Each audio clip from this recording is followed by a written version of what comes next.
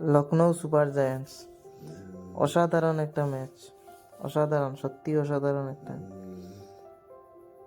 আজকে সিএসকে এবং লখনৌ সুপার জায়ান্টসের মধ্যে খেলা হয়। সেখানে সিএসকে প্রথম ব্যাট করে 210 রান করে 20 ওভারে, আর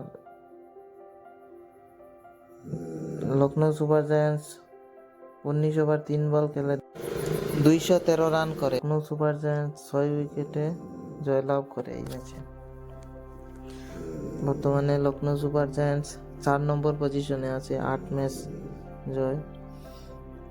প্রথম যখন চেন্নাই সুপার কিংস ব্যাট করতে আসে, চেন্নাই সুপার কিংসের হয়ে ঋতুরাজ গাইকোয়াড় করেন 108 রান এবং শিবম দুবে 66 রান করেন মাত্র 27 বল খেলে।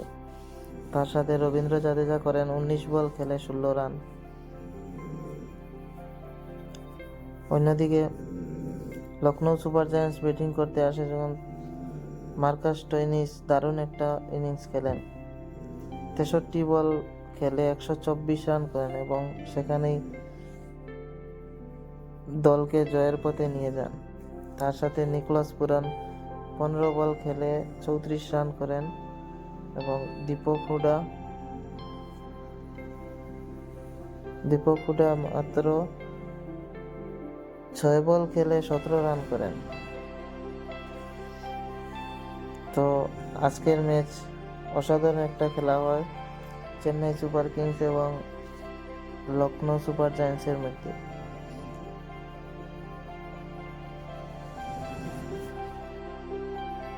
প্লেয়ার অফ দ্য ম্যাচ হয় মার্কাস স্টোইনিস। তো এই হলো আজকের ম্যাচের সামারি। তো দেখতে থাকো সবাই ভিডিও।